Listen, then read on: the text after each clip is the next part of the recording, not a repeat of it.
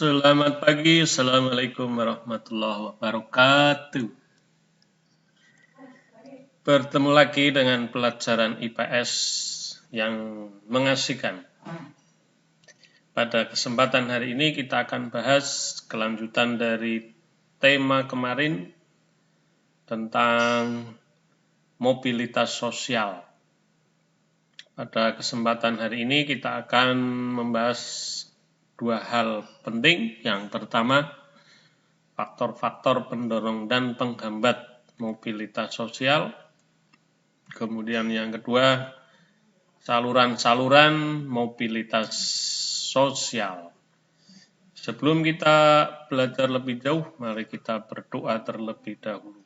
Berdoa mulai. Terima kasih. Nah, tujuan pembelajaran pada kali ini, yang pertama, kamu harus bisa mengidentifikasi faktor-faktor pendorong terjadinya mobilitas sosial. Kemudian yang kedua, faktor apa yang menghambat mobilitas sosial. Dan yang ketiga, kamu harus bisa menganalisis saluran apa saja yang bisa digunakan untuk mobilitas sosial. Nah, faktor-faktor pendorong mobilitas sosial dari masyarakat itu memiliki kecenderungan mengalami mobilitas sosial yang berbeda-beda.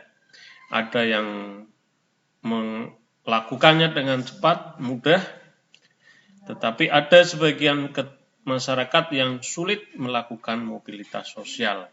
Nah, mudah dan sulitnya melakukan mobilitas sosial itu dipengaruhi oleh beberapa faktor, di antaranya faktor struktural, faktor sosial, faktor individu, faktor ekonomi, faktor politik, faktor pendidikan.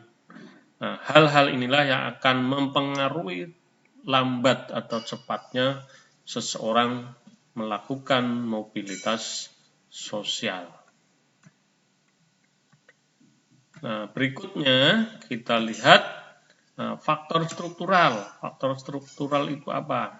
Struktur di dalam masyarakat Indonesia, misalnya terkenal sebagai negara demokratis yang membebaskan warganya untuk melakukan pergerakan status sosial.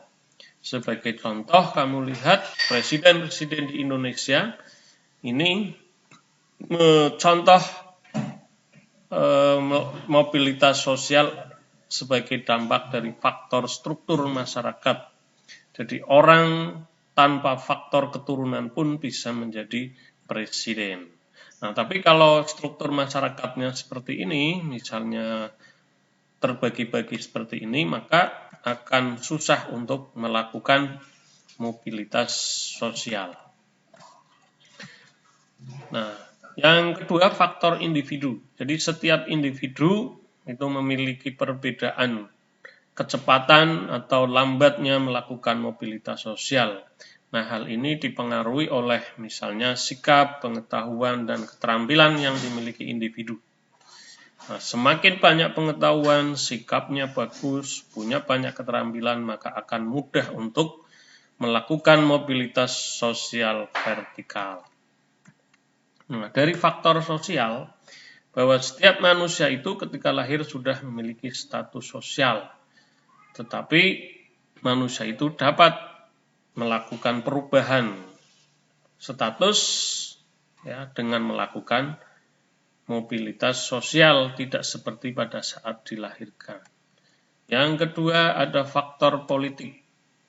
Nah, politik di Indonesia yang cukup demokratis ini cukup stabil, akan memudahkan masyarakatnya melakukan mobilitas sosial. Siapapun bisa menduduki jabatan tertentu kalau dia mampu dan bergabung misalnya dalam sebuah partai politik. Nah, faktor berikutnya adalah akses pendidikan. Nah, kalian lihat di gambar pendidikan zaman dahulu dan zaman sekarang. Nah, pada zaman dahulu, karena pendidikan amat terbatas, ada perbedaan yang cukup signifikan, maka sulit bagi masyarakat bawah untuk melakukan mobilitas sosial.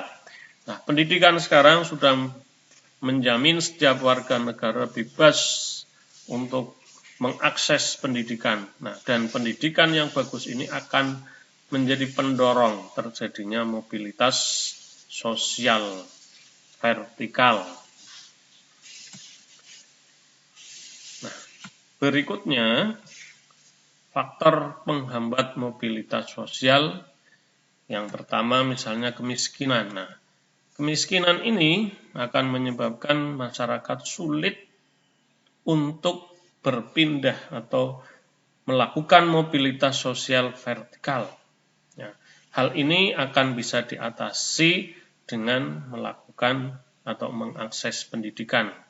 Sehingga walaupun tadinya dari masyarakat yang miskin, kalau pendidikannya bagus, bisa melakukan mobilitas vertikal.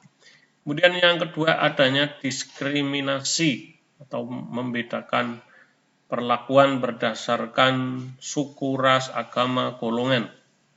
Nah, tapi hal ini pada saat sekarang sudah tidak terjadi karena setiap golongan bebas untuk melakukan mobilitas sosial. Nah, saluran mobilitas sosial itu apa saja?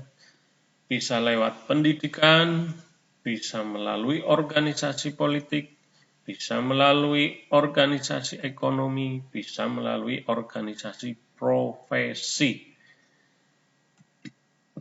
Nah, demikian yang bisa saya sampaikan pada kesempatan hari ini. Jadi ada dua hal. Yang pertama faktor pendorong dan penghambat mobilitas sosial.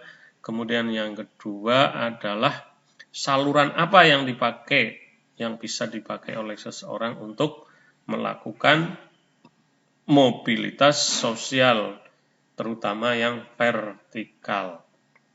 Nah, selanjutnya silahkan kamu lihat aktivitas individu yang harus kamu lakukan. Jadi kamu mencari biografi orang-orang yang bisa sukses atau melakukan mobilitas sosial ke atas vertikal.